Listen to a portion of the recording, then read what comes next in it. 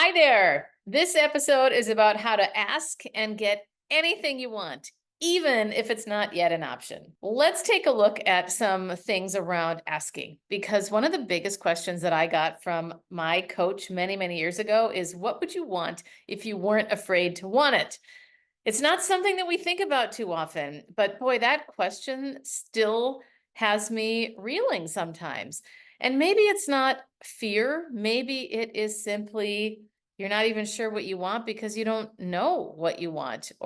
So maybe it's not about fear. Maybe it's just simply, I don't even know what I want. Especially as women, we are so culturally conditioned to accommodating everybody else and thinking about how everybody else is doing that we often forget our own needs. So that is so important here. And that is a baseline, by the way, as you're listening to this, that the assumption is that you are getting clear, or at least you're open to looking at what you want so that you can ask for it. So I've got 6 tips to give you today, and we're going to talk through each of those. So the first one, first I want to share a story, because my entire life I have been the squeaky wheel. And nowadays it's not very fun to be named Karen. As I like to say, I'm the anti-Karen Karen. So I like to think I'm a kind Karen, but I have always been good at asking for what I want. When I was 6 years old, I used to go to flea markets with my dad. And I remember he would give me a few dollars and he'd say, go have fun, but never pay full price. And it's sometimes people say, well, he was such a good coach. And I'm thinking, it's not that my dad coached me. He basically gave me a few dollars. And I, of course, wanted to make sure that I was pleasing my dad. And I have to admit, even as a young girl, it was exhilarating to negotiate and get what you wanted. Now, obviously, I'm sure I was pretty cute at that age and it was easier to get those things. But the techniques that I was taught are the things that still help me today. And there are so many times that I have seen people make the mistake of not even asking or not even thinking something was an option.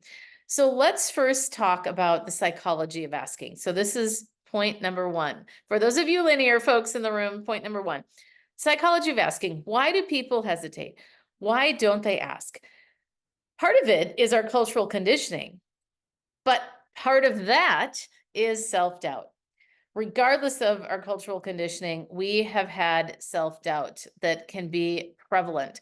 And when we doubt ourselves, obviously we don't feel like we're worthy to ask. There's all those other things. We feel like we're an imposter. There's a lot of different things that come into play. And so remembering that it is very natural for people to stay quiet and not to ask. And if you think about it, only 7% of women negotiate their first job starting salary compared to, get this, 57% of men. Super significant difference. And it is absolutely critical to be aware of this. I'm so grateful that I'm proud to say I helped my nieces negotiate their first job, 2 of them anyway, in particular, and how critical it is to start that off in the beginning of your career. And now it doesn't mean it's not too late for you if you're older in your career, which probably you are, I would imagine, if you're listening to my podcast. But nonetheless, asking, being aware of it, and knowing that you can always ask for more. But most of the time, we don't think about doing that. So we have to get past the doubt. The other thing is fear of rejection. Of course, that's huge. That is a number 1 thing that people are concerned about. And yet, the more opportunities that we take and the shots that we take, the more chances we have at succeeding. Even if there's a 90% failure rate, think about you're winning 10% of the time. But a lot of us don't want to take the time and persist to actually go for the thing that we want. So number 1, you've got to handle your doubt. Now that is easier said than done. There's a lot of different techniques around that. I will give you one, but the focus of today's episode is about the actual ask. So let's get into that shortly. But one thing I will give you related to doubt is to think about, what is that message of doubt that you hear a lot? And this is what I call the Broadway musical technique that I was taught by my dear friend Rachel Grant. Think about that prevalent message of doubt that says over and over again, whatever it is, I'm not good enough. I'm not worthy. Who am I to be getting this promotion? Who am I to ask for this salary increase? And instead of saying it like we usually do, which is kind of a lower energy, sing it like a Broadway musical. Who am I to be getting this promotion? It's a lot less powerful when we laugh and when we say it like that, because it takes the power away. Specifically, it's actually doing work in our neural pathways to diminish the power that that self-doubt message has. So that's one exercise. There are many more. Certainly, I've got plenty in other podcast episodes around doubt. I've also got a book that covers an entire chapter around this. So please feel free to reach out and check out those other resources. So number one, being aware of the psychology behind the ask. Number two, we have to decide, what do you want? If you are a fan of The Notebook, I love that movie, by the way, and I love the scene where Ryan Gosling's character is saying to the female character, Rachel McAdams, I believe it is, saying, what do you want? Do you see your life with him or with me? And she can't make up her mind. How often is it that we can't decide what we want, or we aren't taking enough time to reflect on and honor the needs that we have to be able to determine what we actually want? And when we can do that, when we start getting more in tune, and this is how I would suggest you do it. First of all, when we start getting more in tune, we can get the things that we want because we're a lot clearer on our own needs. But to get there, you can start with baby steps. As you're going throughout your day, notice at times when you're faced with a choice. Maybe you're out at a restaurant with friends. Maybe your partner is asking you what you want for dinner. Instead of saying, I don't care, whatever you want, stop for a moment and ask yourself, what do I want? What would sound good tonight? And those minutia or steps of the moment in your life can be the thing that help you practice this muscle, because you've got to practice it so that you can get more comfortable with the small asks that then will help you with the bigger asks where there is more at stake. I remember how hard it was for me when I first got married. I'm originally from Minnesota, and I was taught that you accommodate everybody else. And it was so hard for me to ask my husband a very simple request. And he had this desk. We lived in a small apartment in San Francisco, 1 bedroom, and we didn't even have a dining room table because that area was used for his desk. And I remember being frustrated day in and day out with the mess of papers on the desk. And I finally kind of was very frustrated, and I just said, honey, how long are these papers going to be on the desk? And he said, in a very loving way, he just said, what do you want to ask me, honey? Use your words. We laugh at that now. As a communication expert, I'm struggling with this, or was. And it took me the longest time to ask him directly. I was so uncomfortable with it. But the more I practiced, and essentially, just to make sure I follow up this example, I said, honey, you know that I don't like clutter. Would you be willing to clean up your desk? It was so hard to get those words out, but I did it. And that's how I practiced, and getting better and better at that. So that was a long time ago, and I'm very glad to say I am much, much further along, and you can be too, starting small. So decide what you want is an absolutely critical step to be able to get it. And the other thing I want to say, I think about some of the clients that I've helped, and there is one in particular who I remember she said, I was waiting for 10 years for my bosses to see me and promote me. And she kept waiting. And finally, we started working together, and I helped her to create a case, make the case, and then go for it. And do you know that she got that promotion? Not just a promotion, but she got more responsibility with a greater and more senior title than she had had or even expected. I should make sure that I'm clear that it's bigger than she had expected. And that is such a cool thing. I am so honored to be able to help women do that. And by the way, I have a group membership called the Powerhouse. If you're interested in advancing your career, getting help on asking for what you want, creating a strategy to negotiate to get it, please feel free to reach out. You can check the links in my bio here. All right, let's get back to it. So number one, the psychology of asking. The number two is deciding what you want. Number three is to prep. We have to be clear. It may go without saying, but I'm amazed at how many people ramble or they tiptoe around their actual ask. Be crystal clear about what you want and ask for it in a crystal clear fashion. So when you are preparing, make sure that it is simple and the request isn't muddled by a bunch of other details. Also, as you're prepping, make sure this message is audience focused. Obviously, it's something you're asking for yourself, but there have to be benefits. There has to be a reason that the other person would care. You have to get to a place where you can create the ask in a way that would make a case for them, that they would want to do it. In other words, what are the benefits to them?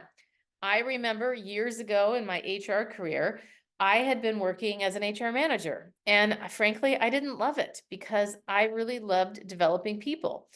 So what I thought is, you know what? We don't have a training department here.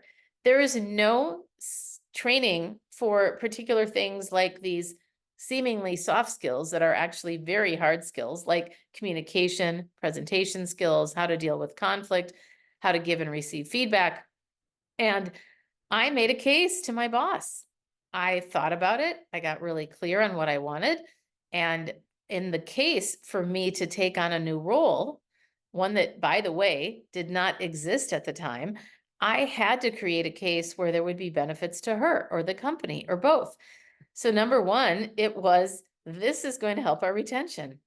People are going to get great learning opportunities, a great way to develop themselves personally and professionally, and without any additional cost. And that there were so many great benefits, by the way. I'm very proud of myself and how I crafted that pitch because I did a really good job and I got it. Now, I will tell you, because this is also important, sometimes, well, most of the time in life, there's a price and a payoff. I asked for what I wanted and I got it. But she also told me, hey, Karen, what you're basically giving up is the essential role of HR. And she get what she thought was the essential role, which I get. Payroll, you've got to make sure people are paid. And she said, if for some reason we have to lay somebody off in the HR department now that we're creating a department of two, because I'm going to have to hire somebody else to do your role, just know that you would be the first one to be laid off of the two of you. So that was a great reality check for me, and I was okay with it. That was a good thing, again, in the prep, to know what is the price that I might have to pay here in this case, or any case. Related to this is creating opportunities. And by the way, this is all related to prep. You've got to be, as much as you can, anticipate potential opportunities that might come up that maybe you didn't even realize, or at least be open to them. Be mindful that there might be an opportunity. I remember when I started working at the Gap many years ago, I started as a temp and I did not love that job as executive assistant. So anybody who's an executive assistant, I commend you. I did not like that role. One day, a woman called and I saw on the screen who it was. And at that time in my life, I had the job of answering this guy's calls, the CFO at the time.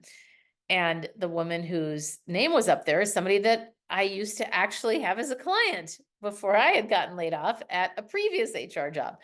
Well, I took that opportunity to say, hey, Debbie, you might not remember me, but you probably remember GeoNexus, blah, blah, blah. Just made some small talk. And then I said, by the way, I'm temping here and I'm looking for opportunities in HR.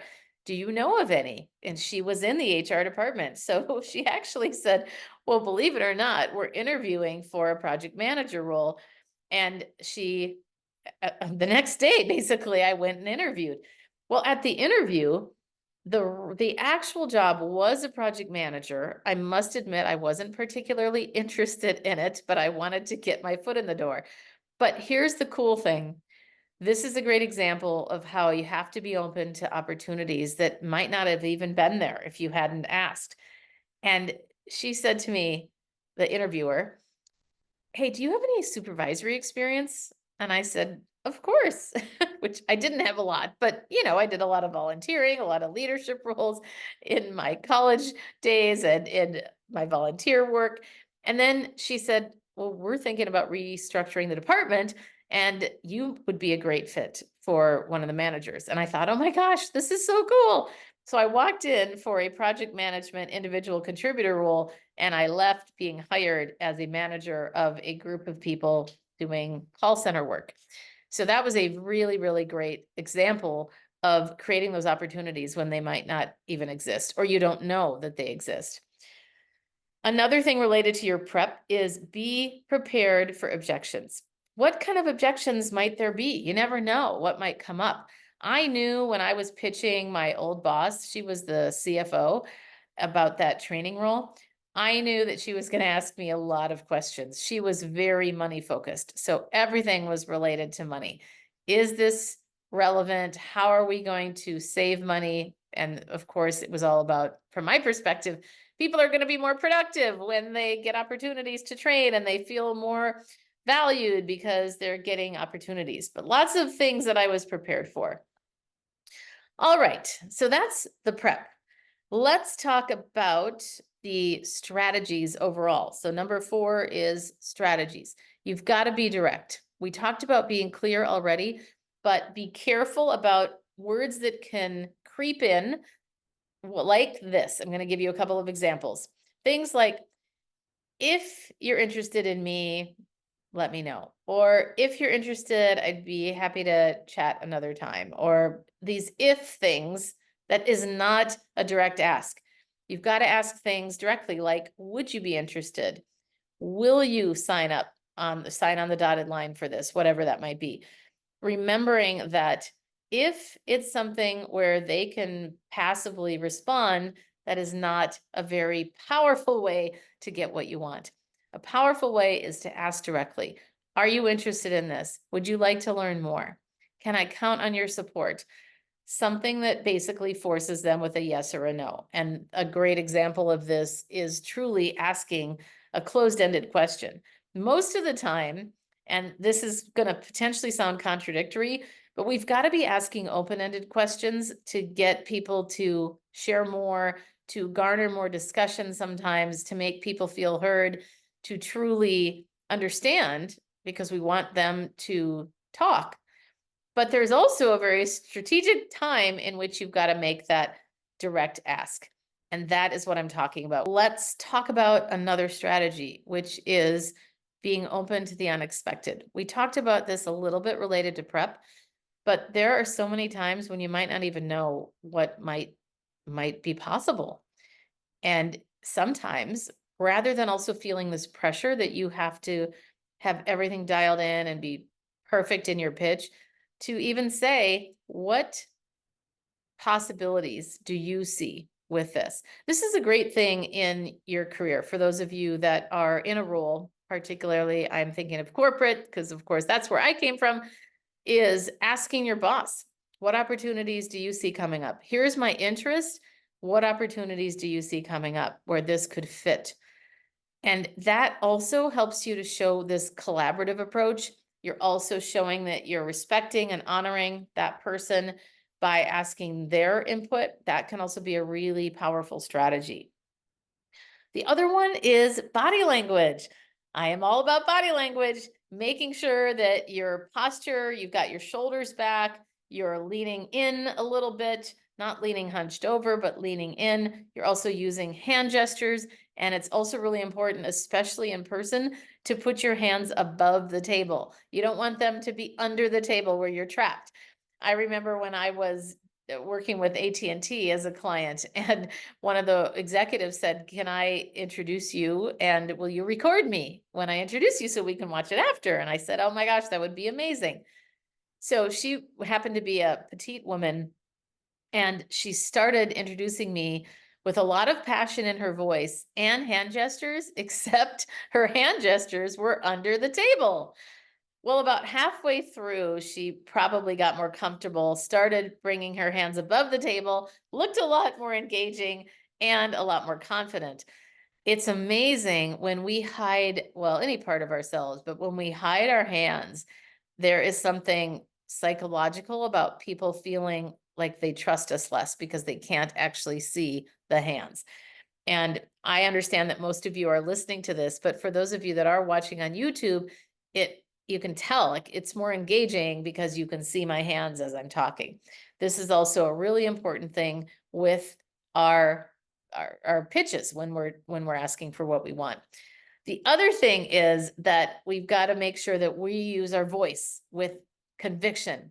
We want to speak as if we know what we're talking about. Project your voice, have energy in your voice. Think about the volume, the pitch, the pace. Almost think about your voice as a roller coaster. That's going to help you come across with more strength. And frankly, you're going to be a lot more interesting when you speak with vocal variety. So those are a few strategies. Let's talk about handling rejection, number 5. You've got to see it as feedback. It is so tough, but it's something that we can't take personally. Think, okay, what can I learn from this? How can I then refine it? What might I need to do to change up my messaging? Asking people for feedback, as much as that's challenging. When you do get that rejection, ask, hey, would you be willing to share the number one reason why you said no? That can be a way to make it depersonalized. And maybe it's something where it's budgets or something finance related. Maybe it is you, but when you ask as if it's just, hey, what's the number one reason? That makes it more objective, shall we say. So those are a couple of things. And remember, Wayne Gretzky, the great hockey player, said we miss 100% of the shots that we never take. And this is another good example of the power of taking that shot. We are going to get rejection. We are going to get fail. We're going to fail. We're going to get rejected. And it's just part of life. I remember when I sold Mary Kay Cosmetics when I was 18, what they taught us was, believe it or not, they said you have to expect 50 no's to get one yes. 50 no's to get one yes. That's pretty significant. Now, thank God, most of the time in life, I would say, like Jen Cohen says, who I greatly admire, 10% target. If you make 10 attempts, you're most likely going to get at least one opportunity. 90% failure rate is normal. You look at stats in baseball, stats anywhere. It's very rare that one ask is going to make all the difference. Related to, well, this is a little bit off, it's the same topic, but I want to go back to something that I didn't share yet. And it was when I was on vacation in Jackson Hole, Wyoming, visiting the Grand Tetons and Yellowstone. There was a big hubbub about going up on this tram. You got to go up on the tram and go to the top of the mountain and get a waffle. And I'm thinking, this is so funny. Okay. But you go up to the tram and there truly is one establishment, a lodge that basically has coffee, hot chocolate, and waffles. There are 4 different types of waffles: Nutella, peanut butter and bacon, brown sugar, and then powdered sugar. And my friends had already ordered, so they had sat down, they already got their thing. I had gone to the restroom, so I was a little later in line. The point is that I said, could I get a combo? Can I get Nutella and brown sugar? And she said, sure. So I sit down with my waffle combo, and my friends say, what kind did you get? And I said, oh, I got a combo. And they said, what? We didn't see that on the menu. And I said, well, it wasn't on the menu. I asked. And they said, what? Oh my gosh, that's what we would have loved to do, but it hadn't occurred to us. And how often does this happen? We don't think about options that don't exist. We cannot be passive and just look at what's available to us. This is where creativity is so important. Being mindful that just because it's not on the menu doesn't mean it exists, doesn't mean it doesn't exist. One of my favorite quotes is, every wall is a door. I'm quite confident that is from Ralph Waldo Emerson. Yes, it is. That is such a great quote in my mind. I have loved that quote for years. The reason is because a lot of times people look at a door and they don't think, or excuse me, a lot of times people look at a wall and they don't think of it as a door. And I can understand that. But the point here is look for opportunities that aren't obvious, and you could probably create something even greater than exists currently. This is a great example at restaurants. Going to restaurants and thinking about all the things on the menu, making sure that you go, what do I really want here? Maybe I could combine this or that. Now, you might make the waiter crazy or a server crazy, but keep in mind, you don't want to be unreasonable. But my whole point here is to practice this muscle, especially in lower stakes situations where you get more comfortable. And then when you do have a salary negotiation to go for, a role to go for at work, or perhaps you're a business owner and you want to approach somebody and get a better price. And as a matter of fact, while we're on that, I want to tell you a story of a therapist colleague of mine who had bought this really expensive machine to use with her clients. I don't know all the details, but I know it was expensive to the tune of $100,000. Well, one of her colleagues, who also owns a private practice, had bought the same machine. And they got to talking, and she found out that he got it at 20% off. And she said, "What? How did you get that at that price?" And he said, "Well, I asked." She said, "I never would have thought to negotiate the price." Friends, I am here to tell you, everything is negotiable. I negotiate at shoe stores. I negotiate anywhere. One of the things that you can do is that you can say, is there flexibility with the price?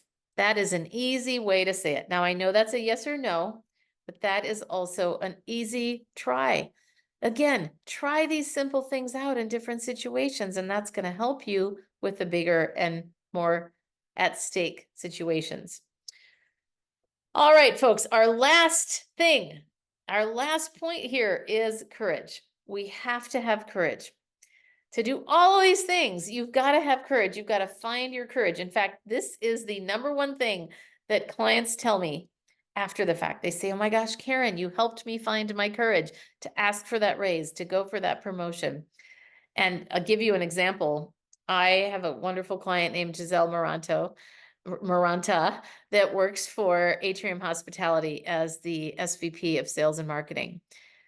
She's been a client for over a year, almost 2 years now.